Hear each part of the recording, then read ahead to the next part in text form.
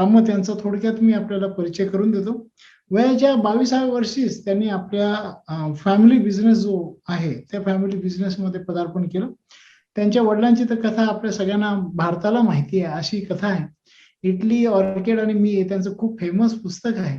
एका छोट्याशा हॉटेलमधून आज 5 स्टार हॉटेलपर्यंत त्यांनी घेऊन गेले आणि त्या 5 स्टार हॉटेलला पूर्ण 5 स्टार हॉटेलचा बेस घेऊन आज पूर्ण फक्त हिंदुस्थान नव्हे तर अनेक परदेशात सुद्धा घेऊन जाण्याचं काम डॉक्टर विक्रम यांनी केलेलं आहे. मित्रांनो, VITS हा जो ब्रँड आहे हा त्यांनी आणला आणि ऑर्किड नावाची जी हॉटेल आहे 5 स्टार हॉटेल ती त्यांनी बांधली. आज भारतातली सर्वात मोठी व्हेजिटेरियन फूडची चेन जी आहे ते चालवतात आणि सगळ्यात महत्वाचं म्हणजे BSE वर लिस्टेड असलेली एकमेव कंपनी आहे की जिंचं ही एक व्हेजिटेरियन फूडची चेन आहे. विक्रम कामत हे ऑल इंडिया नॅशनल काउन्सिल मधले सुवर्ण पदक विजेता तर आहेच, त्याचबरोबर इंडियन इन्स्टिट्यूट ऑफ हॉटेल मॅनेजमेंटचे ते टॉपर सुद्धा आहे. त्यांनी ऑर्किड हॉटेल जी इको फ्रेंडली हॉटेल आहे ती सुरू तर केलीच, पण त्याच्यानंतर त्यांनी एक कामच मुंबईवाला टेस्ट ही एक फूड चेन सुरू केली जी मुंबई खाद्य संस्कृती आणि पाककृतीवर केंद्रित आहे. आणि हा ब्रँड जो आहे अनेक देशामध्ये आहे, फक्त भारत नाही. जसं मी सांगितलं थायलंड, बांगलादेश, इंडोनेशिया, फिलिपाईन्स या आशियाई कंट्रीज मध्ये सुद्धा आज हा कामच VITS चा आज विस्तार झालेला आहे.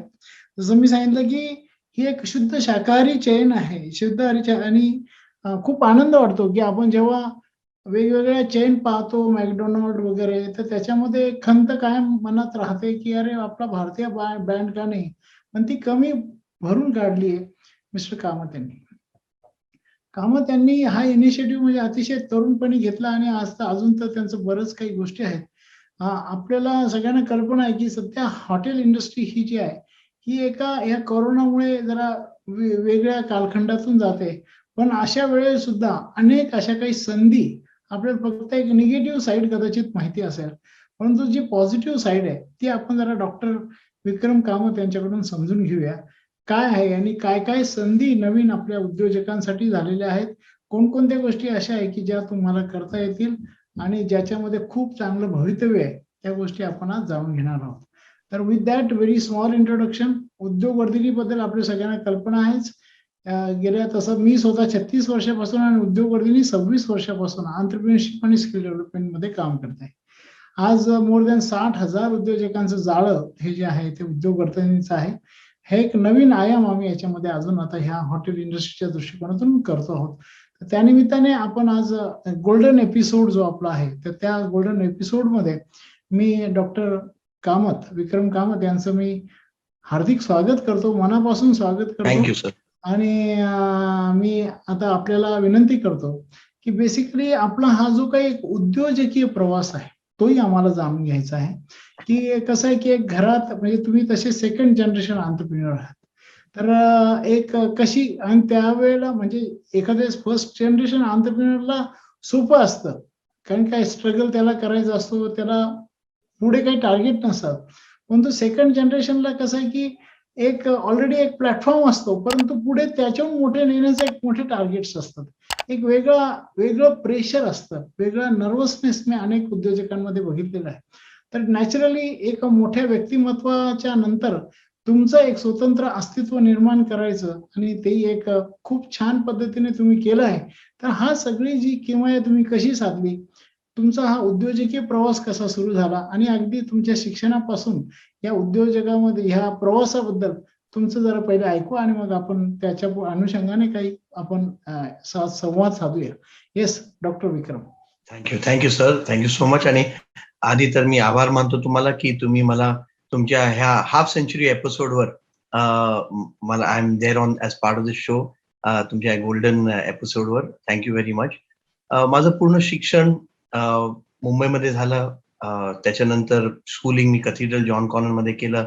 त्याच्यानंतर मी केटरिंग कॉलेजला गेलो, दादर केटरिंग कॉलेजला, which is part of IHM. आणि इनफॅक्ट मला ऍक्च्युली इंटरेस्ट होतं फायनान्समध्ये. तर मी माझ्या वडिलांशी बोललो होतो की मला फायनान्समध्ये इंटरेस्ट आहे, तर लाईक एनी फादर म्हटलं नाही आपलं एवढं सगळं आहे, काय फायनान्स मध्ये करणार काय. सो मी of course I listen to him and it was a good suggestion by him. आणि मी जॉईन झालो केटरिंग कॉलेजमध्ये. आणि केटरिंग कॉलेजमध्ये जसं तुम्ही ऑलरेडी सांगितलं, मी ऑल इंडिया फर्स्ट पण आलो. आणि नंतर मी माझं मास्टर्स केली हॉस्पिटॅलिटीमध्ये पुणे युनिव्हर्सिटीमधनं. आणि नंतर I went on to complete my doctorate. Learning हे मला फार आवड आहे, फार इंटरेस्ट आहे प्रॅक्टिकल लर्निंगवर. पण अकॅडमिक लर्निंग पण इम्पॉर्टंट आहे. पण the real skill is in the real knowledge आपण म्हणतात ते जे आहे ते अनुभव इज द बेस्ट नॉलेज. आणि हे सगळं करताना मी ते बघितलं की बऱ्याच काही टेक्निकल गोष्टी आपल्याला शिकवले जातात अकॅडमिक्समध्ये. पण त्याचा जो प्रॅक्टिकल अनुभव आहे हे जेव्हा तुम्ही घेतात तुम्ही आणखीन पुढे जाऊ शकतात. तुम्ही एक फार चांगली गोष्टी सांगितली जे माझ्या मनात पण होतं सांगायला तुमच्या सगळ्या व्ह्युअर्सना, की सगळ्यांना वाटतं firstly I am third generation. माझे जे आजोबा होते श्री व्यंकटेश कामत त्यांनी ते पूर्ण हे जो साम्राज्य आहे ते करणं सुरू केलं. माझे वडील होते, त्यांना पण ती भूक होती की मला स्वतःचं काहीतरी करायचंय. I should not be known as my father son. My father should be known as my father. तर असं त्यांची पण मनात होतं. आणि जेव्हा मी पण बिझनेसमध्ये आलो मला पण असं वाटलं की नाही, आपलं काय अस्तित्व आहे, आपण काय केलं आहे, आपलं काय कॉन्ट्रीब्युशन आहे. आणि जेव्हा तुमच्यात ती आग असते, फायर असते की मला काहीतरी करून दाखवायचंय, की ज्यांनी माझे वडील माझ्यावर प्राऊड असायला पाहिजे की हो ह्यानी he has it in him to do it on his own. तर तसंच जसं वडाची झाड असते त्याच्या खाली काही जेव्हा तुमचे वडील किंवा तुमचे आई पण आजकाल एवढे लोकांची आई आहे, they are also so famous. तर तुमचे सुप्रसिद्ध तुमचे आई किंवा वडील असतात तेव्हा फार वेगळा असतो. It's a completely different challenge. कारण तुम्हाला लोक जे कुठे पण तुम्ही जाता, कधी तुम्ही कोणाशी बोलता, अ, काही तुम्ही केलं तरी लोकांना तुमच्या प्रती बघायचा एक दृष्टिकोन आणि तुमच्याकडनं वेगवेगळे आणि ऑलरेडी व्हेरी हाय एक्स्पेक्टेशन असतात, की आणि अपेक्षा असतात. आणि सगळ्यांना त्याच्यावर खरं उतरणं हे फार कठीण होतं. तर एक वेगळ्या टाइपचा प्रेशर असतो. तुमचं बोलणं, बघणं, काय तुम्ही करतात, काय नाही करतात, हे सगळ्यावर लोकांचं बारीक प्रमाणे एक एक लक्ष असतो. आणि तो एक वेगळा टाइपचा प्रेशर असतो. सामान्य कोणी काही केलं तर लोकांना काही फरक पडत नाही. पण तुमच्यावर एक वेगळा प्रेशर असतो. So it's a very different challenge. मी म्हणत नाही हे सोपं आहे, की ते सोपं आहे, की ते कठीण आहे, हे पण कठीण आहे. पण एक वेगळा चॅलेंज आहे. आणि त्याच्यामधनं तुम्हाला जर त्याला समजून घेऊन, एक्सेप्ट करून तुम्हाला त्याच्यामधनं एक मार्ग काढावा लागतो जर तुम्हाला खरं यशस्वी व्हायचं आहे तर.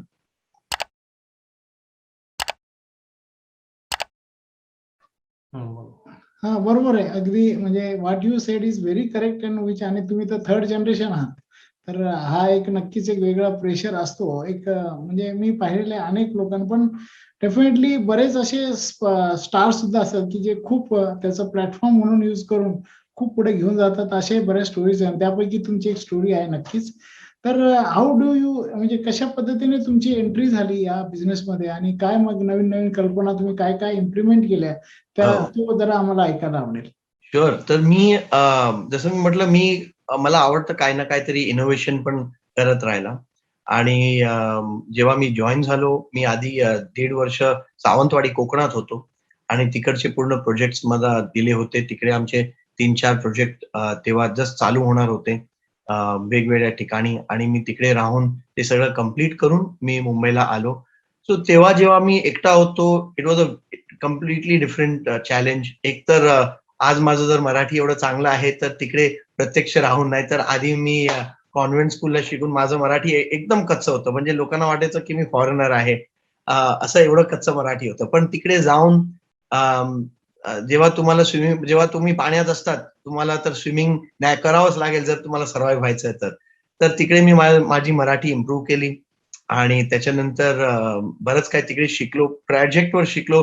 कॉन्ट्रॅक्टरकडनं कशी कामं करून घ्यायची त्यांच्या भाषेत. कारण कॉन्ट्रॅक्टरची लँग्वेजच वेगळी असते. जर आपल्याला रफ अँड टफ व्हावं लागतो. तिकडे कोकणाचा पाऊस, कोकणामध्ये म्हणजे काम करायचं एक वेगळा तुम्हाला एक माइंडसेट पाहिजे आणि म्हणजे त्यांना देवाने दिलेलं सगळं आहे कोकणात.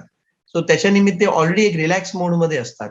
त्यांना सोबत घेऊन काम करून घ्यायचे टाईमशीर, हे सगळं मी बरंच काही तिकडे शिकलो आणि त्याच्यानंतर जेव्हा मी मुंबईला आलो, मॅन मॅनेजमेंट जे आहे आणि ह्या इंडस्ट्रीमध्ये मॅन मॅनेजमेंट हीच सगळ्यात मोठं आणि इम्पॉर्टंट आहे. कारण आधी जर आपण बघितलं ह्या इंडस्ट्रीमध्ये जसं मी माझे वडील किंवा माझे जे आजोबा आहेत त्यांना जर मी पाहिलं तर मॅन मॅनेजमेंट स्किल हे सगळ्यांचं एकदम चांगलं आहे. आणि ह्या इंडस्ट्रीमध्ये आधी जे न शिकणारे किंवा ते बाकी शिक्षणमध्ये चांगले नाहीत, ते यायचे. कारण ही एकदम प्रॅक्टिकल इंडस्ट्री आहे आणि हेच मी आजही लोकांना सांगतो, की ह्या इंडस्ट्रीपेक्षा चांगली इंडस्ट्री नाहीये. कारण ह्या इंडस्ट्रीमध्ये सगळे प्रकारचे लोक आपल्याला पाहिजे, ज्यांच्याकडे सगळ्या प्रकारच्या स्किल आहेत. दुसरं म्हणजे ह्या इंडस्ट्रीमध्ये तुम्हाला काही कठीण नाहीये. 99.9% लोक रेस्टॉरंटमध्ये नाराज होतात एका गोष्टीवर, की हा माझ्याशी असा कसा बोलला? ह्याच्यावरच भांडणं सुरू होतात. तर ह्या एकदम बेसिक आहे, की चांगलं लोकांशी चांगलं बोलायचं आहे. मीट सीट आणि ग्रीट द गेस्ट म्हणजे जसे लोक आलेत, गुड मॉर्निंग सर किंवा नमस्कार सर किंवा जे काय तुम्ही म्हटलं माणूस खुश होतो. त्यांना बसवलं आणि एकदम बेसिक आहे. ह्याच्यात फारसं टेक्निकल काही नाही आहे. जेवण बनवणं हे तर आमच्या सगळ्यांची आई किंवा बऱ्याच लोकांचे वडील पण बनवतात चांगलं-चांगलं जेवण. तर ह्या सगळ्या बेसिक गोष्टी आहेत. जर आपण ते फॉलो केले तर ह्या इंडस्ट्रीमध्ये यश घ्यायला फारच ईझी आहे. तर बाकी इनोव्हेशन जे मी केलं मॅन मॅनेजमेंटमध्ये मी एक हॉटेलमध्ये एक पहिल्यांदा एक टोकन सिस्टम म्हणून चालू केलं. तर त्यावेळी तर फार कठीण होतं आणि प्रॅक्टिकली पूर्ण सगळं स्टाफ म्हणजे नाराज होते माझ्याबद्दल. पण माझं ऑब्जेक्टिव्ह होतं टोकन सिस्टम म्हणजे मी काय केलं होतं, एक इंटरनल करन्सी सारखं केलं होतं. आपण नॉर्मली बजेट वगैरे सगळं काय करतो. पण मला पाहिजे होतं, की दर एक माणूस हॉटेलमध्ये, दर जीएम, मॅनेजर, एच-ओ-डी, स्टाफ ते उद्योजक सारखं विचार करायला पाहिजे. आणि उद्योजक सारखा विचार करायला मेन म्हणजे one of the most important thing is to know commercial. Commercial म्हणजे प्लस आणि मायनस. नॉर्मली कुठलेही ऑपरेशनल लोक ह्यांना तुम्ही प्रॉफिट अँड लॉस स्टेटमेंट म्हटलं की म्हणतात, "हे ते आमचं सगळं काम नाहीये. ते अकाउंट्स वाल्यांचं काम आहे, फायनान्स वाल्यांचं काम आहे." पण मी नेहमी म्हणतो, की तुम्हाला जर उद्योजक व्हायचं आहे किंवा तुम्हाला यशस्वी लीडर बनवायचं आहे, तर तुम्हाला 2 गोष्टी सगळ्यांनी करावं. एक आहे फायनान्स, कारण कुठे पैसे येतायत आणि कुठे पैसे जातायत. आपण अकाउंट्स डिपार्टमेंट फक्त अवलंबून राहून नाही हे करू शकतो. जशी एक चांगली हाउसवाईफ तिला सगळं माहीत असते, की त्या बजेटमध्ये कोणाला काय पसंत आहे आणि कधी काय गोष्टी येणार आहे पुढे. शाळेची फी पासून नोटबुकसाठी किती खर्च होतो, हे सगळं त्यांना माहीत असतं. म्हणून त्या सगळ्या गोष्टी मॅनेज करू शकतात. तसंच यशस्वी उद्योजकांनी त्याला फायनान्स आणि एच-आर. एच-आर म्हणजे काय? आपण काय म्हणतो, नाही माणसं आणायची, माणसं जुटवायची ते एच-आरचं काम आहे किंवा ते दुसऱ्याचं काम आहे. नाही. जर एच-आरनी माणसं आणली, पण त्यांचा स्किल आहे, नाही आहे, हे आपण बघायला पाहिजे. युजर डिपार्टमेंटने बघायला पाहिजे किंवा आपण जर त्यांना असं म्हणजे काही अरेरे-तुरेरे सारखं बोललं किंवा त्यांना त्यांचा रिस्पेक्ट नाही दिलं, तर ते निघून जाणार. एंडमध्ये त्रास कोणाला झाला? उद्योजकाला. तर माणसं जपवणे हे पण दर लीडर किंवा उद्योजक आणि दर स्टाफचं काम आहे आणि फायनान्स आणि हे शिकवायला लोकांना मी एक ते टोकन सिस्टम केलं. कुठे it was like a internal currency. म्हणजे तुम्ही कुठेही कोणाला बोलवतात किंवा कुठल्याही इंटर हॉटेल पण तुम्ही काही कामं करून घेतात, तर तुम्हाला त्या माणसाला किंवा त्या डिपार्टमेंटला तुम्हाला पैसे द्यावे लागतील. त्याच्याने ऑटोमॅटिक काय झालं, एच-आर वाले जे रूम सर्व्हिस किंवा दुसऱ्याच्या मधनं चहा मागवायचे, ते बंद झालं. जे आता घरी आम्ही काय सांडलं, आता आमच्या घरी पण सर काय चहा वगैरे काय पडलं, तर आम्ही स्वतः पोछा घेतात किंवा टिश्यू पेपर घेतात आणि ते क्लीन करतात. आम्ही थांबत नाही, की अरे तो येणार आणि साफ करणार. भले आमच्या घरी स्टाफ असेल तर. पण हॉटेलमध्ये काय होतं, नाही. आम्ही पाणी जरी पाहिजे, "अरे बेटा जाओ ये कूलर में पानी भर के आ जाओ. अरे जरा चाय उधर से मंगाओ. अरे जरा" तर ह्याच्या निमित्त ह्या सगळ्या गोष्टी बंद सुद्धा झाल्या आणि लोकांना एक जाणीव आली, की अरे आम्ही बाकी स्टाफचं किंवा आमच्या स्टाफचं किंवा बाकी लोकांचं किती टाईम वेस्ट करतायत. जर एक हाउसकीपिंगचा मुलगा आपल्या ऑफिसमध्ये क्लीन करतो आहे, तर तो गेस्ट फ्लोअरवर नाही जाऊ शकतो आणि गेस्ट फ्लोअरला क्लिनिंगला it's a revenue producing area. पण office back of the office staff जो क्लीन करतोय दॅट इज नॉन रेव्हेन्यू. तर लोक स्वतःचे ऑफिस क्लीन करायला लागले, म्हणजे एक सेल्फ रिस्पॉन्सिबिलिटी यायला लागली. तर हे फार मोठी गोष्टी होती. मला किती किती जीएम आणि ओनरचे फोन आले जयपूरवरनं. आपण इकडे मुंबईला चालू केलं होतं आणि मला दिल्लीवरनं, जयपूरवरनं, कलकत्तावरनं, म्हणजे गोवावरनं, म्हणजे हे एक टाईपची चर्चा झाली. कारण आधी लोक मे बी त्यांच्या फ्रेंडना आक्रोशच्या निमित्त सांगायचे की अरे आमच्याकडे असं चाललंय ह्याच्या. कारण बऱ्याच वेस्टेज कमी झाले, लोकांना जाणीव आली की ह्या गोष्टी चालत नाही, ह्या गोष्टी होत नाही. सो एक अवेअरनेस क्रिएट झाली आणि त्याच्यानंतर आमच्याकडे भरपूर एक टॅलेंट मॅनेजमेंट तयार झाला, ज्याच्यानी आम्ही एवढं ग्रो करू शकले. आज आमच्याकडे 24 हॉटेल आहेत, 100च्या वर वेगवेगळे प्रकारचे F&B आउटलेट आहे, क्लाउड किचन आहेत. आणि ही जी सिस्टम आहे, एक ती सिस्टम नंतर ऑब्व्हियसली कुठल्या इनोव्हेशन आपण जेव्हा चालू करतात, ती फॉर्मॅट म्हणजे त्याच्यात काय सुधारणा येतात, काय फीडबॅक येतो, कसं जो लोकांना त्रास होता तो कमी केला. सो आपण सिस्टम इम्प्रूव्ह केला. पण it was a ground breaking innovation जे आपण केलं होतं ते. त्याच्या व्यतिरिक्त माझ्याकडे प्रॉब्ली आपण नेहमी ऐकतो की आपल्या फार्मा इंडस्ट्रीमध्ये पेटंट आहेत, सायन्समध्ये पेटंट. मी 2 पेटंट हॉटेल इंडस्ट्री आणि रेस्टॉरंट इंडस्ट्रीमध्ये केले आहेत. एक डोसा मेकरसाठी, ज्याच्यानी तुम्ही कोणीही डोसा करू शकतो. हे माझे क्लाउड किचन व्हिडिओमध्ये पण मी दाखवलं त्या इनोव्हेशनला. तर अशा बऱ्याच इनोव्हेशन आम्ही करत असतो. आमची एक रिसर्च किचन आहे, आमचे इनोव्हेशन सेंटर आहे आणि आमचे जे मॅनेजमेंट डेव्हलपमेंट प्रोग्राम आणि लीडरशिप डेव्हलपमेंट प्रोग्राम आहे, जे हे कोरोनाच्या कालानुसार टेम्पररी होल्डवर होता, ते परत जस्ट परवा रिस्टार्ट झालं. आणि तिकडे आम्ही लोकांना म्हणतात की, मी नेहमी लोकांना सांगतो की प्लीज फक्त तुमचा हात आणि पाय हे वापरू नका. आम्ही जर तुम्हाला ठेवलंय तर तुमचं सगळ्यात मोस्ट इम्पॉर्टंट, म्हणजे लोक काय कामावर येतात, लॉकरमध्ये कसं त्यांचे कपडे ठेवतात तसं त्यांचं डोकं पण ठेवून येतात. आम्हाला ते नको. आम्हाला पाहिजे की तुम्ही तुमचं डोकं कायम वापरायला पाहिजे. कारण शेवटी उद्योजक आणि साधा माणसात काय फरक आहे? फक्त त्यांचं डोकं. 2 डोळे आहे, 1 नाक आहे, 1 तोंड आहे, 2 कान आहेत, हात-पाय. ते 24 तास पण जे आहे, पण त्यांचं डोकं when they apply the mind, ते जेव्हा बघतात त्यांचं ऑब्झर्वेशन स्किल, हेच तुम्ही जर बघितलं रिअल आपण जे इनोव्हेशन किंवा उद्योजकचं मेन महत्व आहे समाजात, की ते इनोव्हेशनला आणतात. ते त्या दृष्टिकोनाने काय बघतात, जे बाकी लोकांना जस्ट चाललंय तसंच चालू द्या. तर मी सगळ्यांना सांगणार की please never leave your brains at home. कायम तुमचं डोकं चालू असायला पाहिजे. तर हे काय इनोव्हेशन आहेत जे आम्ही केले. आमचं विमेन्स ओनली आउटलेट पण आहे. कुठे आम्ही बायकांना ट्रेन करतात की ते फक्त आउटलेट चालवतात. तर अशा बऱ्याच innovation I have done time to time. आणि ह्याच्यासाठी आपण एक कल्चर केले, इनोव्हेशनची कल्चर आहे. आम्ही फेलियरला आम्ही दोष देत नाही. कारण तुम्हाला एक इनोव्हेशन कल्चर पाहिजे तर तुम्हाला स्वीकार करावा लागेल की लोकांनी मिस्टेक करावं. कारण त्या मिस्टेक मधनच तुम्हाला इनोव्हेशन भेटेल. तुम्हाला जर वाटतं की लोक घाबरून इनोव्हेशन नाही करू शकतात, तर मी नेहमी लोकांना सांगतो की तुम्ही फेलियर म्हणू नका, तुम्ही एक्सपेरिमेंटेशन म्हणा. मी एक्सपेरिमेंट केलं. एक्सपेरिमेंट जेव्हा आपण करतो तेव्हा माहिती आहे की आम्ही पास म्हणजे it might work, may not work. तर तुम्ही जेव्हा तुमचं शब्दकोन चेंज करतात, तर ऑटोमॅटिकली तुमची विचारधारा चेंज होते. जेव्हा तुम्ही फेलियर म्हणून बघतात, तुम्ही घाबरतात. पण तुम्ही म्हणतात चल आपण ट्राय करूया, एक्सपेरिमेंट करूया. तेव्हा तुम्ही ओपन माइंडेड असतात की आपण एक एक्सपेरिमेंट करतायत, त्याच्यात यश भेटू शकतं, नाही भेटू शकतं. पण जो त्या एक्सपेरिमेंट मधनं तुमचा अनुभव तुम्हाला गेन होतो, हा प्राइसलेस आहे. आणि पैशांपेक्षा लोकांनी अनुभववर जर लक्ष दिलं की काय काय नवीन ते एक्सपिरियन्स करू शकतात, तर ते ऑटोमॅटिक यशस्वी होऊ शकतात. It's really great. म्हणजे खूपच अमेझिंग सगळ्या गोष्टी तुम्ही सांगू राहिला. हे हॉटेल इंडस्ट्रीमध्ये एक इनोव्हेशन सेंटर करणं हे खरंच एक अतिशय it's a very new thing. आणि तुम्ही जी एक टोकन सिस्टीम केली, that really brings ownership in everyone. एक ओनरशिप सगळ्यांमध्ये त्याच्यामुळे नक्कीच आली असेल. आणि खूप म्हणजे really it's very good to learn from you Thank की एवढ्या चांगल्या गोष्टी तुम्ही इनोव्हेशन करताय. आणि 2 पेटंटही मिळवले, म्हणजे इट्स रिअली अमेझिंग. की हॉटेल इंडस्ट्रीमध्ये म्हणजे पेटंट अदरवाईज एक इंडस्ट्रीमध्ये प्रॉडक्ट डेव्हलपमेंट करताना होता, तुम्ही इथे प्रोसेसमध्ये या सगळ्या गोष्टी केल्या आणि that too in a hospitality industry is really very good. म्हणजे दॅट शोज की आणि त्याच्यामुळेच एक वेगळं तुम्ही काही गोष्टी तयार करताय. हे सगळं करताना जसं तुम्ही सांगितलं की इनिशियली तुम्हाला म्हणजे लोकांकडून तुमच्या जीएम कडून यांच्याकडून विरोध झाला.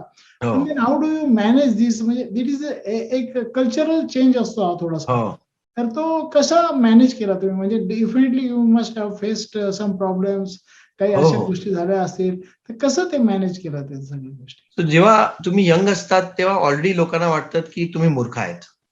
सो त्यांना वाटतात की तुम्ही फुलिश आहेत. सो जेव्हा मी पण जॉईन झालो लोकांना वाटलं की मी माझ्या वडिलांचा मुलगा आहे. मी जेव्हा ऑर्किडमध्ये पण होतो आणि पॅरलली म्हणजे मी ऑर्किडमध्ये आलो त्यावेळेस मी बघितलं की 5 स्टार आणि ह्याच्यात तर माझ्या वडिलांचं एवढं मोठं नाव आहे तर मी पण काय करायला पाहिजे आणि त्यांचंच रक्त माझ्यात आहे तर मी हे विट्स आणि कामच आणि सगळं करत होतो. पण तेव्हा पॅरलली मी ते पण करत होतो आणि तेव्हा ते जे ऑलरेडी व्हीपी, जीएम वगैरे होते, ते सगळे 40-45 इयर्स त्यांचा आणि मी 22 22 21 इयर्सचा होतो आणि मी जस्ट कोकणवरनं आलो होतो. तिकडे तर मला मोकळं मैदान होता. तो it was very easy. But इकडे जे मला रेझिस्टन्स आलं, त्याच्यात मी थोडं तुम्हाला तुमच्या 90% वर्क तुमचा जो असतो, जेव्हा वर्क स्पीक्स फॉर योरसेल्फ. जर तुम्ही त्याच्यात घुसले, तुम्ही लोकांपेक्षा जास्त काम करतात, तुम्ही जस्ट टाइमपास करत नाहीत. कारण मी त्यावेळी एक्स्ट्रा एफर्ट घालायचो. म्हणजे काही गोष्टी मला येत नाहीत, तर मी त्याच्यामधनं विचारायचो. बाकी लोकांना विचारायचो, ह्यांना विचारायचो आणि मी सतत त्याच्यात लर्निंग करायचो, की आणखीन काय मी करू शकतो आणि मी ते एक स्पंजसारखं ॲब्सॉर्ब केलं सगळ्यांकडून. तरी 5-10% लोकं असतात, ज्यांना ज्यांना ज्यांना तुमच्याकडनं प्रॉब्लेम नाही, त्यांच्या मनातच प्रॉब्लेम आहे. कारण त्यांना तुम्ही बदलायला फार कठीण आहे. पण 90% लोक तुम्ही बदलू शकतात बाय वर्किंग हार्ड, त्यांच्या वेव्हलेंथ समजून घेणं. जर तुम्ही त्यांना विन ओव्हर केला आणि त्यांना जिंकायला फार सोपं आहे. एक तर त्यांना सगळ्यात सोपं आहे, तुम्ही त्यांच्यामध्ये किती इंटरेस्ट घेता. जर तुम्ही त्यांच्यामध्ये इंटरेस्ट घेतलं, तर ते ऑटोमॅटिकली तुमच्यामध्ये इंटरेस्ट घेतात आणि नंतर ते तुम्हाला तुमच्या सोबत आणि तुम्हाला सपोर्ट करायला लागतात. जर तुमचा विचार असेल, की नाही मला माझी सुपिरियरिटी दाखवायचं आहे. मी बॉस आहे. मला सगळं येतं. मीच करून दाखवणार. मी जे सांगणार करणार. तर तुमच्या सोबत कोणी येणार नाही. तुम्हाला लोकांना त्यांचं ऐकून समजून भले तुम्ही निर्णय वेगळं घ्या. पण जर तुम्ही त्यांचं ऐकतात, ॲट एक समजून घेतात, की हा का म्हणतोय बाबा असं?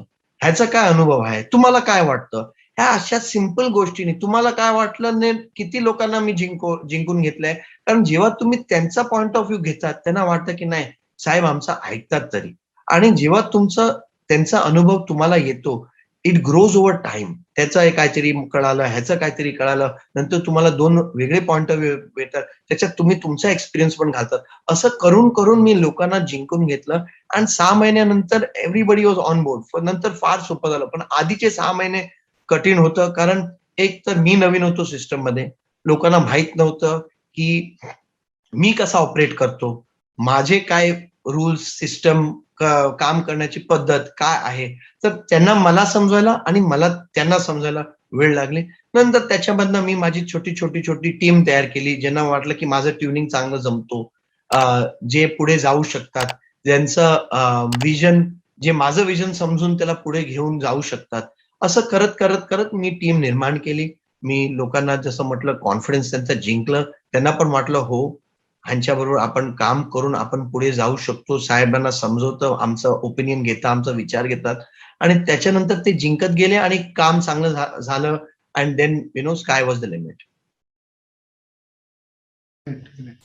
रिअली खूपच म्हणजे म्हणजे मी असा एका हॉटेल चालवणाऱ्या उद्योजकाचा नाही, एका मोठ्या ज्याला म्हणतो इंडस्ट्री चालवणाऱ्या उद्योजकाचा इंटरव्ह्यू घेतोय असं मला फील होऊ राहिलं. हो, ज्या माझ्या खाली पद्धतीने 3,500 लोक आहे.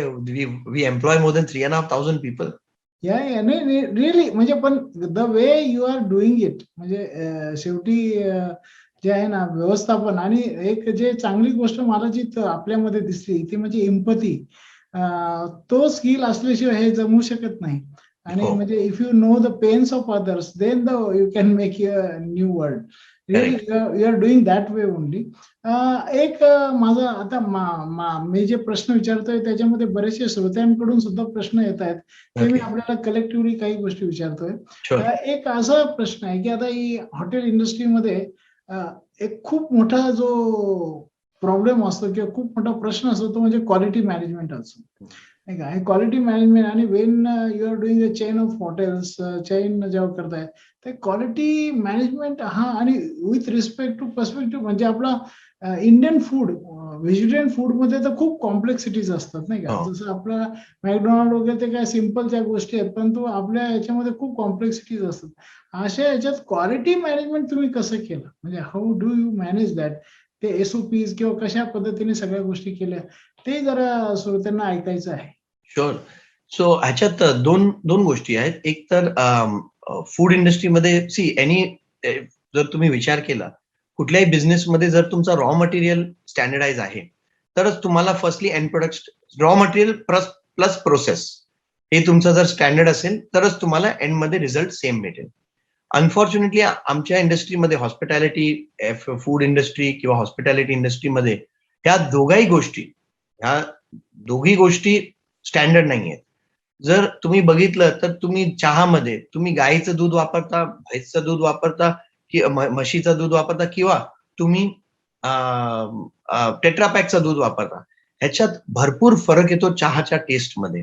आणि दूध, ब्रेड, मिल्क ह्या गोष्टी दर 10-15 किलोमीटर बदलतात. जसं मुंबईचा जो वडापाव आहे, त्याचा जो ब्रेड आहे, ते फक्त आणि फक्त मुंबईला भेटतं. ते तुम्ही दिल्ली वगैरे कुठेही गेलं तर तो प्रकारचा पाव जो आहे, तुम्हाला ते गोड भेटतं, वेगळं भेटतं, पण तो लादी पाव तुम्हाला भेटणार नाही. तर आम्ही आधी जेव्हा कामच किंवा बाकीच्या आउटलेट विट्समध्ये वगैरे केलं, तर आम्ही आधी जेव्हा करायचं, आणि मी फ्रँचायझिंग मध्ये पण जेव्हा मी उद्योजक केले, मी बऱ्याच चुक्या केले आधीच्या स्टार्टिंगमध्ये. कारण मला वाटायचं की जसं आम्ही विचार करतो तसाच समोरचा विचार करतो. पण बऱ्याच त्याच्यात फ्रँचायझी होती ज्यांचा लक्ष क्वालिटीवर नव्हता, किंवा त्यांनी जो माणूस ठेवलाय, मॅनेजर ठेवलाय, ते मॅनेजर तो त्याचं काहीतरी दुसरं गेम करतो आहे, त्याला पैशामध्ये इंटरेस्ट आहे, पैसा मारण्यात इंटरेस्ट आहे, त्याच्यात तो पैसे काढायच्या चक्करमध्ये त्याचं क्वालिटीवर दुर्लक्ष आहे, किंवा चुकीचं रॉ मटेरियल आणतोय. म्हणून जशी चेन वाढली, आम्ही एकतर ते लोकांना चेंज केलं, आणि ह्या दोन गोष्टी म्हणजे रॉ मटेरियल आणि प्रोसेस ह्याच्यावर लक्ष दिलं. कसं? आम्ही सेंट्रल किचन स्थापना केली. आज जो रॉ मटेरियल येतो ते पण हे सेंट्रल परचेस मधनं येतो. तुम्हाला जाणून अचरज वाटत असेल की आम्ही 1,00,000 किलो राईस वापरतात, आणि उडद डाळ 40,000 किलो उडद डाळ वापरतात. तर ते रॉ मटेरियल आम्ही स्टँडर्डाइज केलं, त्याची प्रोसेस स्टँडर्डाइज केली. आणि जे माणसं आहेत, ते माणसांना कसं स्टँडर्डाइज करायचं, कारण human being is the most 6 billion 7 billion लोक आहेत आता जगात, आणि देवानी हर एक दर माणसाला, दर पर्सनला युनिक केलं आहे. त्याच्यात वेगळे गुण आहे, वेगळे विचार आहेत. आणि दर माणूस जेव्हा चहा बनवता किंवा काय बनवतो, त्याला वाटतं मी चहा असं किंवा कॉफी असं बनवायला पाहिजे जसं मला आवडतं. तो एक आमच्या इंडस्ट्रीमध्ये एक जोक आहे, what is the difference between chef and God? आणि त्याचा आन्सर आहे, the God never thinks he is a chef, पण दर शेफला वाटतो मी जे केलेलंच बरं आहे. तर तसंच ते चेंज करायला आम्ही ते प्रोसेसला स्टँडर्डाइज केलं बाय ट्रेनिंग. आमची म्हणून स्वतःची ट्रेनिंग सेंटर आहे. We believe in short courses, कारण हे लांब लांब कोर्स 3 वर्ष 4 वर्षाचा कोर्स पेक्षा 3 महिने, 2 महिने, 6 महिने अशा कोर्सेसमध्ये आम्ही आमच्या स्टाफला घालतो. आमच्याकडे एक ट्रेनिंग प्रोग्राम आहे, आणि त्याचं नाव आहे कामत सूत्रा, म्हणजे द कामत वे, म्हणजे कामतची ट्रेनिंग. सो ते आम्ही देतात आमच्या स्टाफला, आणि त्याच्या निमित्त ते स्टँडर्डाइज होतो, आणि त्याच्या निमित्त आम्ही क्वालिटी कंट्रोलवर लक्ष देऊ शकतात. So we standardize the raw material and we standardize the process. आणि जो माणूस प्रोसेस करतो त्याला ती प्रोसेस स्टँडर्डाइज केली आहे. तर त्याप्रमाणे आम्ही सगळं ह्या फूड बिझनेसमध्ये केलं आहे. त्याच्या निमित्त आमच्या रेस्टॉरंट्समध्ये, क्लाउड किचनमध्ये टेस्ट सेम राहते. आणि कुठे कुठे आम्हाला काही काही शाखा वगैरे बंद कराव्या लागले, कारण ज्यांना प्रोसेस किंवा स्टँडर्डाइज गोष्टीमध्ये इंटरेस्ट नाहीये, त्यांना आम्हाला सिस्टम मधनं एक्झिट करावं लागतो, ज्याच्याने जे चेन आहे, कारण कुठली चेन आहे हे weakest link, the chain is always only as strong as the weakest link.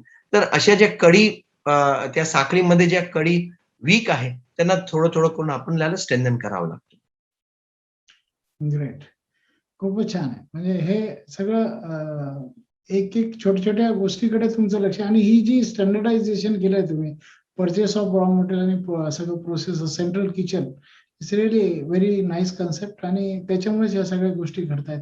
आता एक बऱ्याच लोकांकडून तो प्रश्न येऊ राहिला की आता जे पॅन्डेमिक जो पिरियड अजून जातोय, म्हणजे अजून मी म्हणत नाही की तो संपलाय, कोणी म्हणू शकत नाही, पण त्या पॅन्डेमिक पिरियडमध्ये हॉटेल इंडस्ट्रीचं खूप नुकसान झालं आणि खूप लोक म्हणजे त्यांना अडचणीत आले. तर अशा याच्यातून आता कशा पद्धतीने काय, आणि what you see could be the future of this industry, कशा पद्धतीने आता जे बदलतं जे आफ्टर कोविड, आता ते जसं ना प्री कोविड आणि post Covid, correct. Post Covid काय घडू शकेल, काय चेंजेस ह्या हॉटेल इंडस्ट्रीमध्ये होऊ शकेल, आणि ही तर न संपणारी इंडस्ट्री आहे, परंतु व्हॉट चेंजेस यू फोरसी की जे होतील, आणि काय करायला पाहिजे नव्याने, जे लोक they want to come in this industry, त्यांनी काय गोष्टी करून केलं पाहिजे की ज्यामुळे ह्या प्रॉब्लेमचं रूपांतर, म्हणजे जसं तुम्ही सांगितलं की हा प्रॉब्लेम नसतोच कधी, तर त्या प्रॉब्लेमचं रूपांतर संधीत कसं कन्वर्ट होऊ शकेल, काय वाटतं आपल्याला या सगळ्या याच्याबद्दल, आणि So, तुमचा या कोविड पिरियड मधला तुमचाही जो अनुभव आहे तोही जरा आम्हाला सांगितलं तर sure. सगळ्यांना आवडेल. तर आधी तर हा कोविडचा पिरियड आम्हाला म्हणजे जे हॉटेलियरचा लाईफ असतो, आम्ही नेहमी ऑफ वगैरे, आम्ही घडी वगैरे वेळ कधी बघत नाहीत, आणि एवढा ऑफ वगैरे आम्ही सगळे जेवढा ऑफ आम्हाला घरी बसून मिळाला, ह्या आमच्या पूर्ण आयुष्यात आम्हाला वाटत नाही एवढा ऑफ आम्ही काढतो. म्हणजे 60 दिवस तर आम्ही घरी होतो. आणि स्टार्टिंगमध्ये फार चांगलं वाटलं. पहिला आठवडा एकदम चांगलं वाटलं, की अरे लेट उठायचं, हे करायचं, मोकळेपणा. आणि त्यावेळी ते वेगवेगळे व्हिडिओज बघायचे, ते कॉफिन मॅन वगैरे, ते काय ते कॉफिन डान्स, हे ते आणि सगळं ते. तर त्यावेळी नंतर स्ट्रेस व्हायला लागलं 15 दिवस नंतर, की हे कधीपर्यंत चालणार आहे. नंतर 1 महिना झाला तर एवढे आउटलेट बंद होते, तर नॅचरली विचार यायला सुरू झाले, की अरे काहीतरी करावं लागेल, किंवा कधी उघडणार काय. आणि जसंही लॉकडाऊन उघडलं, जसंही पार्शियली लॉकडाऊन ओपन होऊन काय गोष्टी अलाउड होतं ट्रॅव्हल वगैरे करायला, मी तर लगेच पास वगैरे ते सगळं काढून मी कामावर होतो to try and get things restarted. पण तो एक डिफिकल्ट फेज होता. ह्याच्यातनं पॉझिटिव्ह हे आहे, की सगळ्यांनी बघितलंय, की शेवटी लोकांना कितीही रिस्क असेल, काही असेल, लोकांना ट्रॅव्हल करायचंय. लोकं ट्रॅव्हल करणार, लोकं पुढे पण ट्रॅव्हल करणार, आणि आणखीन मात्रामध्ये ट्रॅव्हल करणार. इनफॅक्ट तुम्ही जर बघितलं तर माणूस हा एक सोशल ॲनिमल आहे. आणि एकत्र येणं, एकत्र बाहेर जाऊन जेवायला, खायला, किंवा कुठे पार्टी करायला, किंवा जनरली कट्ट्यावर बसून बोलायला, हे लोकांना फार आवड आहे आणि कायम राहणार. हे आमच्या नेचरमध्येच भाग आहे. सो हा इंडस्ट्री कुठे जाणार नाहीये. हां, बदलाव जरूर येतील. जसं तुम्ही विचार करा, 2 वर्ष आधी तुम्ही किती मागवायचे बाहेरून जेवण? आज सगळ्यांना ती सवय झाली आहे.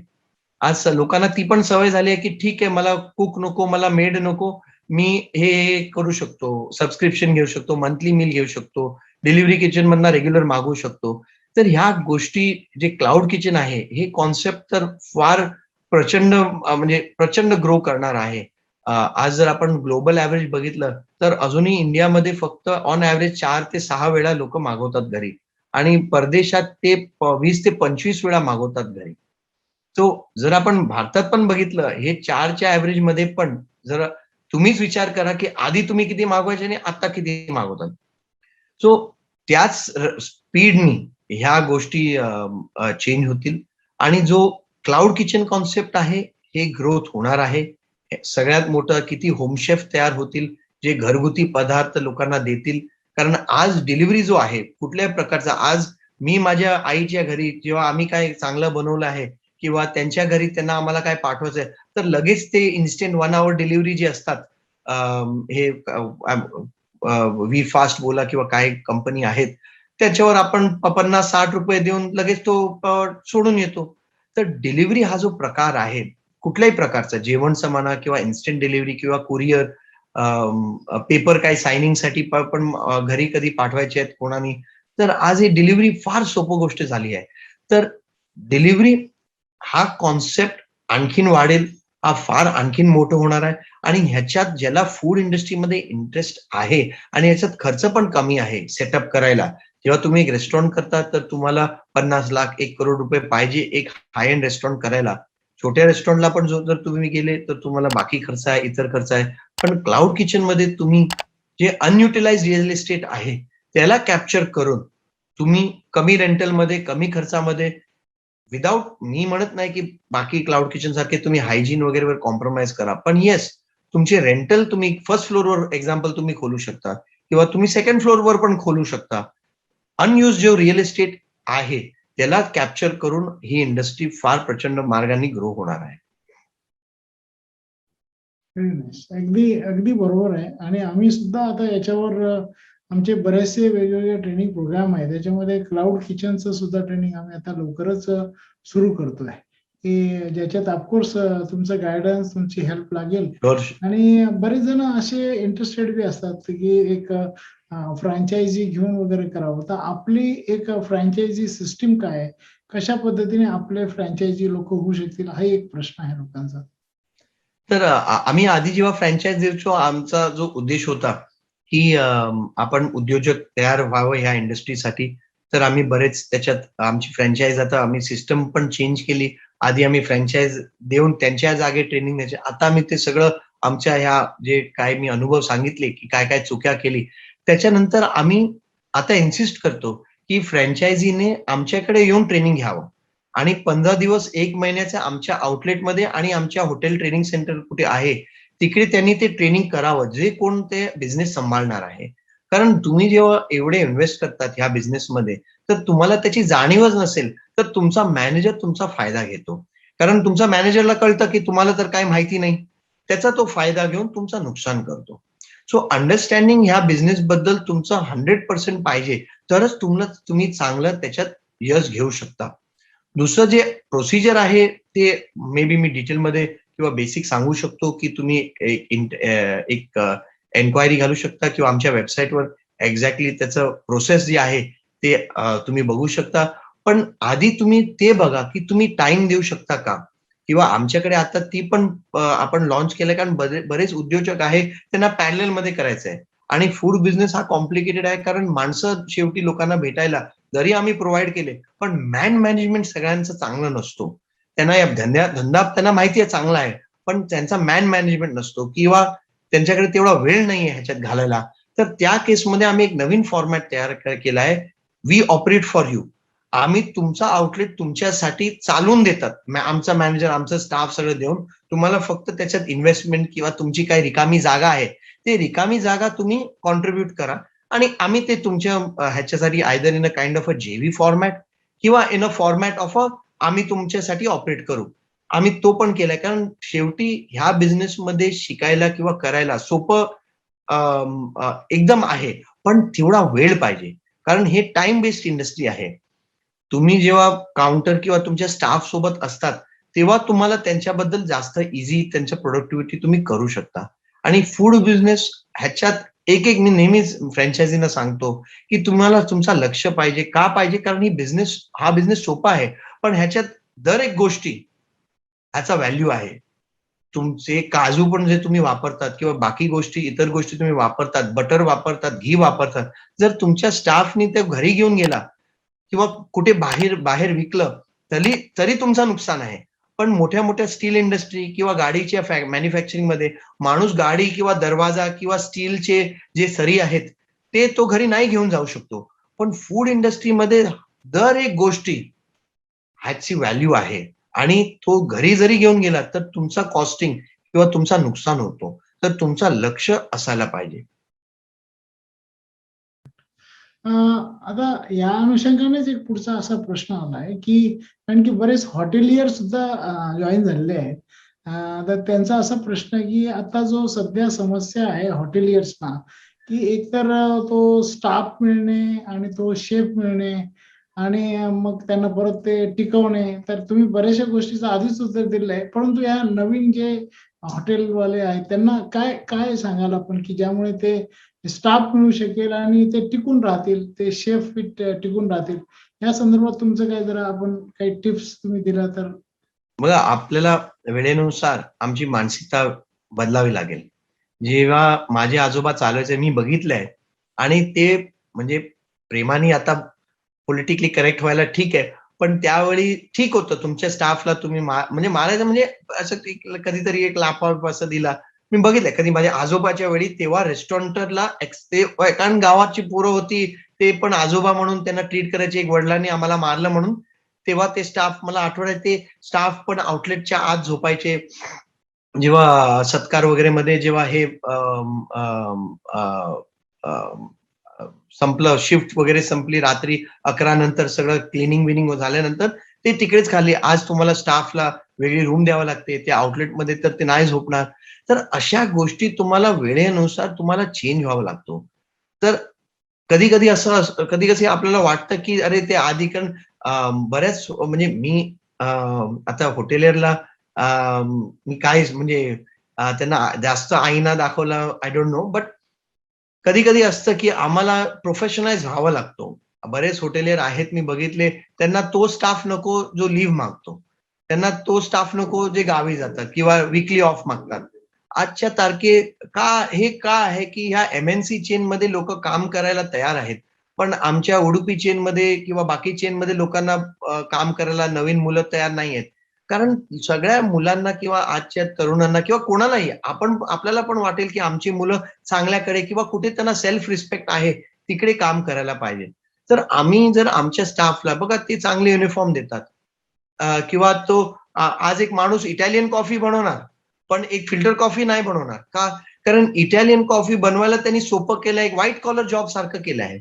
आणि आम्ही अजूनही त्या बाबा आजम जमान्यामध्ये विचार करतात, की नाही स्टाफने असं करावं नाही, तसं करावं नाही. आम्ही युनिफॉर्म नाही देणार.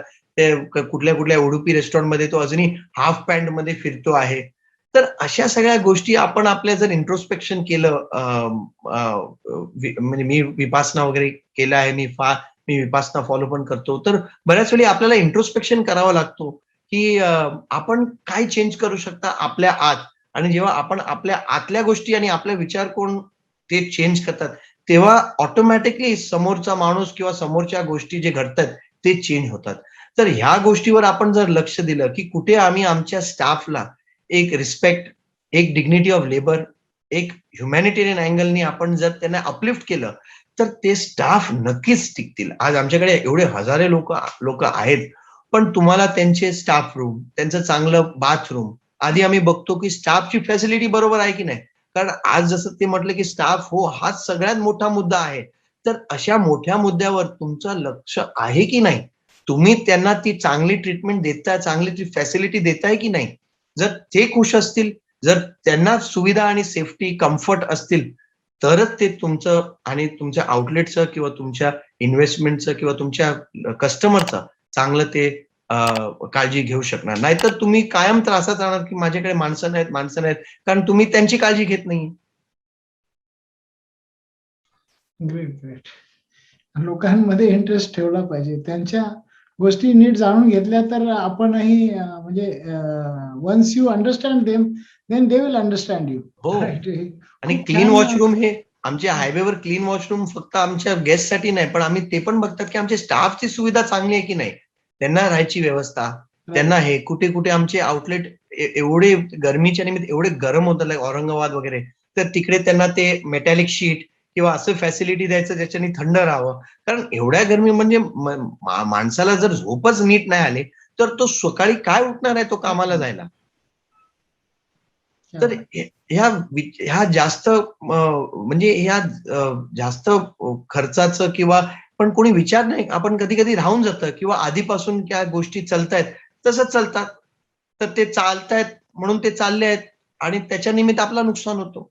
तर त्याच्यामध्ये आपल्याला थोडं लक्ष घालून जरा इंट्रोस्पेक्शन करून जर आपण त्या गोष्टी बदलले, तर नक्कीच स्टाफ राहणार. Very correct. खूप छान. म्हणजे हे दिस इज एम्पॅथी स्किल अगेन, की जे you should be interested in other त्याच्या वेन्स आपण जाणून घ्यायला पाहिजे. खूप चांगल्या पद्धतीने तुम्ही गाईड करतायत आणि आय थिंक नवीन जे उद्योजक आहे, एंटरप्रेन्योर्स आहे किंवा हॉटेलियर्स आहे, त्यांना खूप चांगला याच्यातून एक कान मंत्र मिळतोय असं मी नक्की सांगेन. आता थोडेसे काही पर्सनल प्रश्न जरा आहेत तर तुमच्याबद्दल. एक असं आहे की या सगळ्या तुमच्या या प्रवासात आणि एक ट्रान्झिशन आहे तुमचं मोठं. या हा. ट्रान्झिशन स्टेजमध्ये तुमचे वडील तुमचा काय असं कशा पद्धतीने संवाद होतो, हाऊ ही गाईड्स यू, आणि कशा पद्धतीने तुम्ही त्यांच्या अनुभवाचा काय फायदा कशा पद्धतीने घेतात किंवा काय होतं एकंदरीत तुमच्यामध्ये संवाद कसे होतात हे जरा जाणून घ्यायचं आहे. तो म्हणजे ते तर एक इन्स्टिट्यूशनच आहेत. त्यांच्याकडे एवढ्या वर्षाचा अनुभव आहे. जेव्हा मी टाईम टू टाईम आधी पण आणि आता पण त्यांचे बरेच आपण कधी काय डिस्कशन करतो किंवा आपलं डिस्कशन चालू असतात आणि अशा बऱ्याच गोष्टी आहेत जे म्हणजे त्यांच्या अनुभवाप्रमाणे ते ॲडवाइस दिला की हे करू नको किंवा असं करू नको.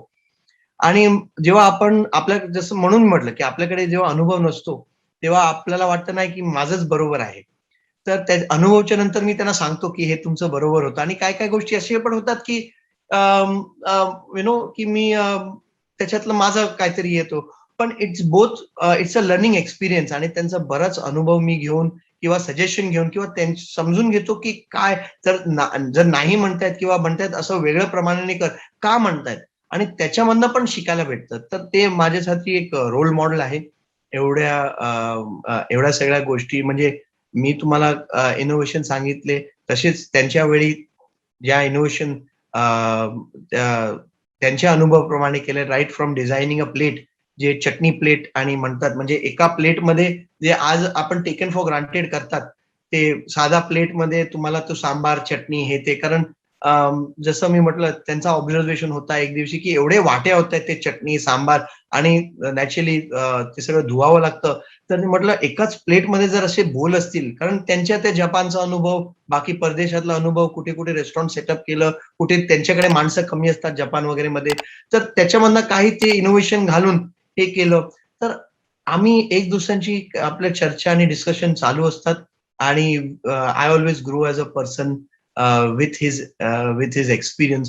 So it's always interesting आणि मी म्हणजे जसं मी वडाच्या झाडचा एक्झाम्पल दिला, की इट्स नेव्हर ईझी.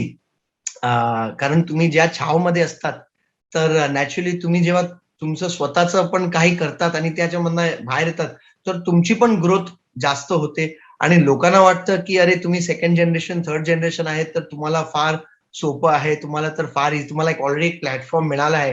पण जसं मी म्हटलं तुमच्या स्वतःच्या फॅमिली मेंबर्स बाकीच्यांचा जो एक्स्पेक्टेशन असतं, तो प्रचंड असतो आणि लोकांना वाटतं, की नाही, नाही तुम्हाला फार ईझी आहे, तुम्हाला तर ईझी होतं. पण जसं दिसतं तसं नसतं आणि म्हणून जग फसतं. Very correct. खूप छान आहे. आता अजून एक तुमचा पर्सनल तुमच्यासाठी पर्सनल प्रश्न म्हणजे 2 आहेत. ते दोन्ही एकत्रच तुम्ही उत्तर दिलं तर चालेल. तुमचं एक शेड्यूल साधारणपणे कसं आहे दिवसभराचं? That is what people also want to no.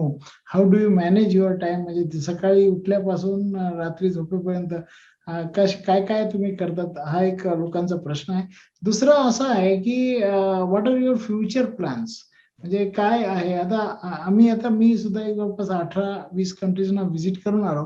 पण एक गोष्ट जी लॅकिंग दिसली ती म्हणजे की आपल्या इंडियन चेन तिथे नाहीत. जसे आपण हे मॅकडोनाल्ड आहे किंवा हे सगळीकडे आपण पाहतो. पण आपली इंडियन चेन आता तुम्ही एक थायलंड म्हणा, फिलिपिन्स म्हणा, इंडोनेशिया इथे काही केलंय. परंतु हां. अजून या युरोप, अमेरिका अशा ज्या डेव्हलप कंट्रीजमध्ये तुमचं काही इंटरव्हेन्शन करायचं प्लॅन आहे का? कशा पद्धतीने तुम्ही जाणार आणि किंवा काय तुमचे ग्रोथ प्लॅन्स काय आहे? तेही जरा सगळ्यांना जाणून घ्यायचं आहे. Sure, sure. सो फर्स्ट मी तुम्हाला शेड्यूल सांगतो. हं. ओव्हर टाईम अँड जशी आमची चेन वाढली आहे, माझं शेड्यूल पण चेंज झालाय.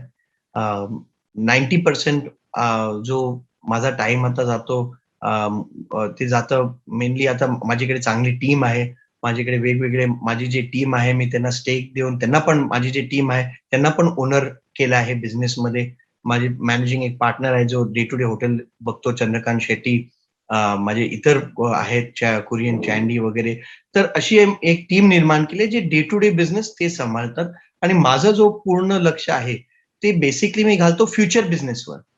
कुठे ग्रोथ करायला पाहिजे, त्याच्यात काय काय प्रॉब्लेम येतात, किंवा इनोव्हेशन मध्ये, किंवा काही काही प्रॉब्लेम सोडवण्यात, फायनान्स, नवीन नवीन जे आपल्याला प्रोजेक्टसाठी पैसे रेज करायचे, किंवा काहीतरी नवीन आयडियाज करायचे.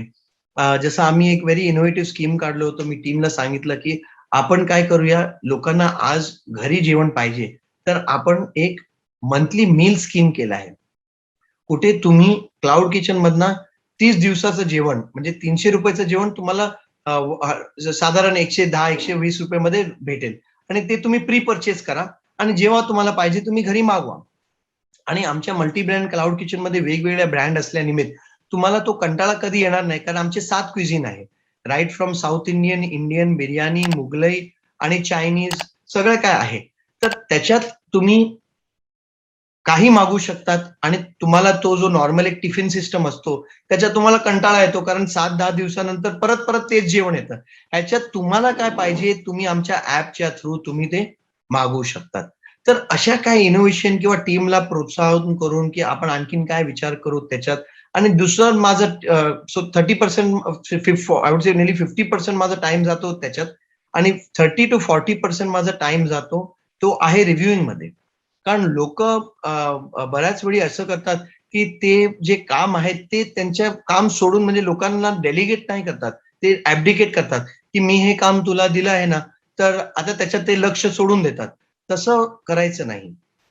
30 ते 40% टाइम तुमचा रिव्ह्यू मध्ये पण जायला पाहिजे. आणि बऱ्याच आमच्या शेड्यूलच्या प्रमाणे, जसं आमचा फिक्स असतो, दर आठवड्याला आमची आता तर व्हिडिओ कॉन्फरन्सिंग किंवा आहे, आधी पर्सनल मीटिंग असायची, आमचा कॉल असतो वेगवेगळ्या आमच्या बिझनेसच्या सेक्शनसाठी. सो एक दिवसाला 1 तासाचा एक कॉल असतो, एक दुसऱ्या दिवशी दुसऱ्या. अशा दर ठराविक बिझनेस, जो आमचे 2 business basically 3 business main vertical आहेत. एक आहे F&B रेस्टॉरंट, एक आहे हॉटेल, आणि जे आम्ही फरसान, नमकीन, स्नॅक्स, फूड डिव्हिजनचं आहे त्याचा तिसरा. आणि सिन्स ते नवीन बिझनेस होतं त्याच्यावर एक्स्ट्रा लक्ष द्यायला ते आपण तिसरा हे केलं होतं. तर असे आम्ही आमचा वीकली रिव्ह्यू असतो त्या बिझनेस बद्दल, की किती प्रॉफिट झाला, किती लॉस झाला. आणि बऱ्याच उद्योजक कॅश फ्लो मध्ये मार खातात. कॅश फ्लो हा बिझनेसचा लाईफ ब्लड आहे. तुम्ही पेपरवर प्रॉफिट केलं पण ते पैसे आले नाहीत, तर it is of no use. तर कॅश फ्लो, क्रेडिटर्स, डेटर्स, कोणाचे पैसे आउटस्टँडिंग आहे, आम्हाला यायला कुठले वेंडर्सचे आम्हाला द्यायचे, नॉर्मली आमचे वेंडर्स, पण ह्या करोना निमित्त बराच सायकल सगळ्यांचा ब्रेक झाला, सो त्याच्यावर एक्स्ट्रा लक्ष. सो त्या वेळी बिझनेसला काय गरज आहे त्याच्यावर आम्ही त्या वीकली मीटिंग मध्ये डिस्कस करून आमचे कुठलेही डिसिजन 6 दिवसाच्या वर बिझनेसमध्ये आमचे डिसिजन पेंडिंग नसतात.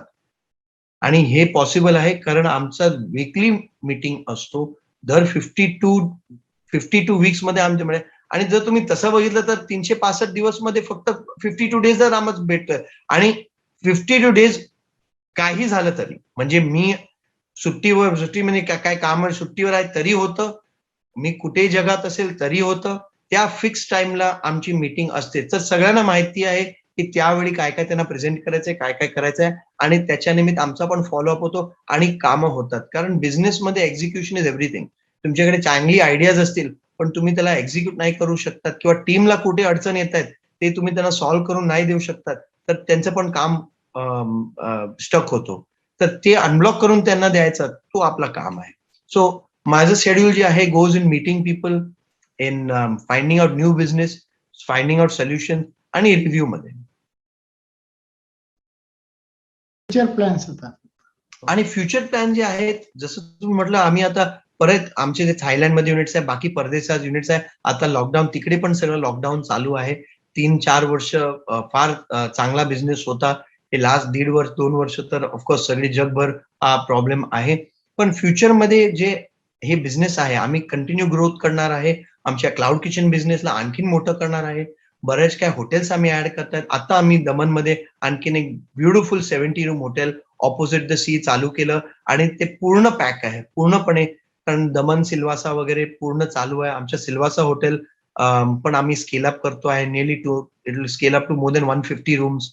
तर अशा ठराविक ठिकाणी आम्ही जास्त रेस्टॉरंट ऍड करतायत, जास्त क्लाउड किचन ऍड करतायत. आज आमच्या क्लाउड किचन मध्ये आमची 7व ब्रँड अतिशय चांगले चालतायत. वा मालवण, वा मराठा, कुंग फू, अकबर्स मुघलाई, विडलीवाडा, कामच. आम्ही प्युअर व्हेज क्लाउड किचन पण चालू करतायत, खास करून गुजरातसाठी. कुठे आमचे प्युअर व्हेज ब्रँड असतील, म्हणजे कामच आणि सगळे व्हेजिटेरियन, फक्त व्हेजिटेरियन असेल, तर अशा गोष्टी आम्ही फूडमध्येच भरपूर काय इनोव्हेशन आणि ऍडिशनल युनिट्स करतायत.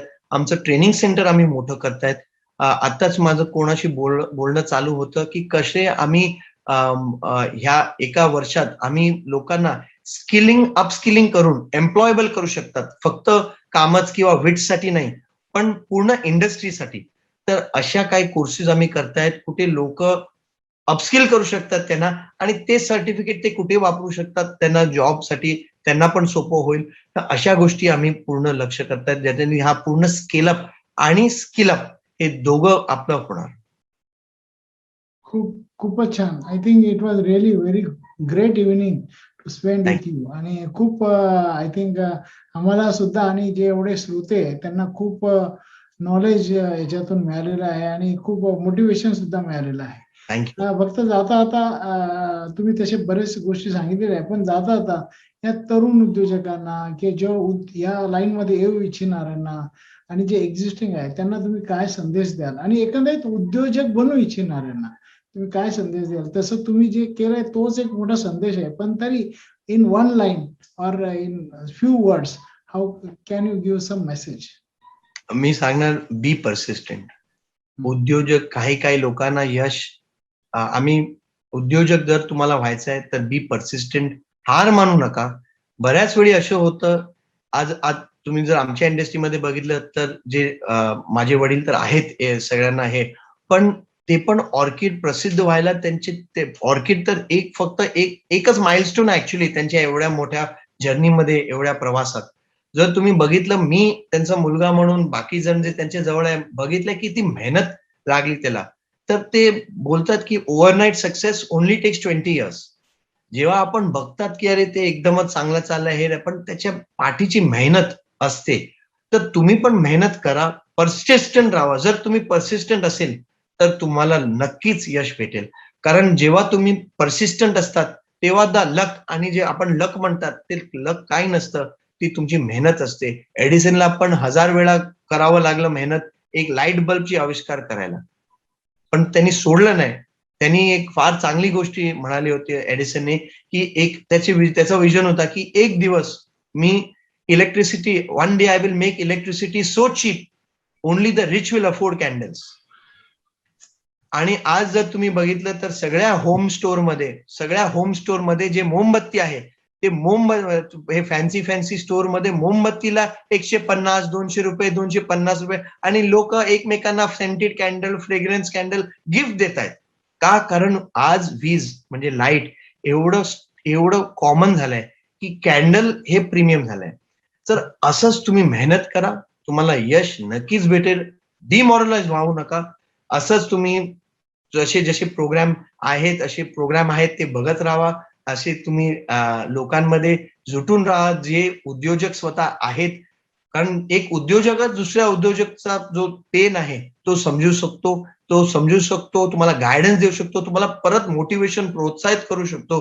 तर तुमची जी संगत आहे ते संगत उद्योजक मध्येच ठेवा, म्हणजे तुम्ही कायम पॉझिटिव्ह आणि मोटिवेटेड राहणार. आणि अशा प्रोग्राम बघा, अशा लोकांमध्ये राहा जे तुम्हाला परत मोटिवेट करणार. कारण यश हा नेहमी सगळ्यांना भेटतो. कधी भेटतो ह्याचाच कोणाला माहित नसतं, पण यश तुम्ही जर मेहनत केली, कन्सिस्टंट आणि कंटिन्युअस मेहनत केली तर तुम्हाला नक्कीच भेटेल. मॅकडॉनल्ड चेन ह्याची पण जी स्थापना होती, जर तुम्ही बुक वाचली तर ह्याची चेनची स्थापना त्यांनी 45 इयर्स वर केलं. आणि त्यांनी पण 20 वर्ष तो मिक्सी सेल्समॅन होता, म्हणजे मिक्सरचा सेल्समॅन होता. त्याचा सगळा अनुभव ते बघून तर कुठले गोष्टी कधी काय कंबाईन होतात ते बोलू नाही शकत. लीला हॉटेल्स कॅप्टन नायरने 62 इयर्सला, जेव्हा लोक रिटायरमेंट बोलतात तेव्हा ते टायर नाही होऊन ते परत एक चेनची स्थापना करायची, हॉटेल चेनची स्थापना करायची, म्हणजे हे पण फार मोठी गोष्ट आहे. तर असे बरेच एक्झाम्पल आहे आमच्या समोर की अमेझॉनचं जर फाउंडर बघितलं त्यांनी किती वर्ष मेहनत केली. तर तुम्हाला पण यश भेटू शकतं, but you have to be persistent and be consistent. आणि कधी तो चान्स आपल्याला भेटेल आणि ती गोष्टी मोठं होणार ते तुम्ही नाही सांगू शकतात, पण you have to be persistent. Yes, great great doctor Vikram. खूप आय थिंक खूप मोटिवेशन आणि खूप छान तुम्ही असं गायडन्स केलेलं आहे आणि it will be remembered for long time. आणि डेफिनेटली आता तर ही जी मुलाखत आहे ती आपल्याला युट्यूबवर सुद्धा दिसणार आहे. ओके. तर डेफिनेटली तुमचा अनेक लोकांना याचा फायदा होईल याच्यात काही शंका नाही. तुम्हाला भेटायला खूप आवडेल. लवकरात लवकर नक्की. तुमची भेट घेण्याचा मी नक्की प्रयत्न करेन आणि नक्की. Will exchange the thoughts so that we can also learn and let us contribute for the society. आपल्या Thank you. वडिलांचा बी तो एक म्हणजे तुमच्यामध्ये बी तो सोशल ऍटिट्यूड मी बघितलेला आहे जो Thank आपल्या you. वडिलांमध्ये आहे आणि एक हो. सिम्प्लिसिटी जी तुमची बघितली. आपले वडील सुद्धा चप्पलवरच मी बघितले, त्यांना हो. मी कधी शूज मध्ये घालताना बघितलेलं नाही. तर इट्स रिअली अमेझिंग. खूप छान तुम्ही ती एक ज्याला म्हणतो ना ती एक हेरिटेज चालवत आहे आणि तुम्ही मी अगदी सत्कार मध्ये सुद्धा जेवलेलो आहे. अच्छा. हो, हो. येस वाह! येस. आय हॅड मी म्हणजे तुम्ही मुंबईमध्ये एकदम होतो. म्हणजे सगळं आमचं ओपनिंग बॅट्समन पासून म्हणजे तुम्ही लांब इनिंग्स खेळतायत तुम्ही. Yes yes. 85 ला रादर 88 ला I was there in Mumbai आणि अच्छा. माझं पोर्ट मध्ये ऑफिस होतं. हो. तर आणि चर्चगेट वरून जावं लागायचं. Correct, correct. तर चर्चगेटला उतरलं की पहिले तुमच्या इथे नाश्ता हो. घ्यायचा आणि रात्री जाताना तुमच्या इथून खाऊन जायचं आणि Wow. तितकं जी एक हे झाली होती. इज रिअली हो, हो. अमेझिंग. खूप छान. खूप बरं वाटलं आणि आय थिंक सगळ्या उद्योजकांना सुद्धा एक नवचेतना तुम्ही या अगदी ज्याला आपण पॅन्डेमिकच्या काळात दिलेली आहे. Thank you. तर wish you all the very best. We'd like to see कामच चेन जी तुमची आहे ती पूर्ण अमेरिका काय युरोपमध्ये तुमची आम्हाला चेन बघायला खूप आवडेल आणि ती आम्हाला बघायला मिळो अशी अपेक्षा करतो आणि तुम्हाला खूप चांगलं भवितव्य आहे. No doubt about it. आज 3,500 आहे, पुढे 3.5 लाख लोक तुमच्याकडे नक्की राहतील याच्यात Thank you, काही sir. शंका नाही. Wish you all Thank the very best. Thank you, sir. Thank you. वडिलांना आमचा प्रणाम आणि नक्की. तुमच्या सगळ्यांना अतिशय चांगल्या शुभेच्छा. Thank you Thank very you. Much. धन्यवाद. Thank you, sir. Thank you for having me on the show. Thank you सगळ्यांना आणि तुमच्या गुड विशेस आणि ब्लेसिंग साठी मी आभारी.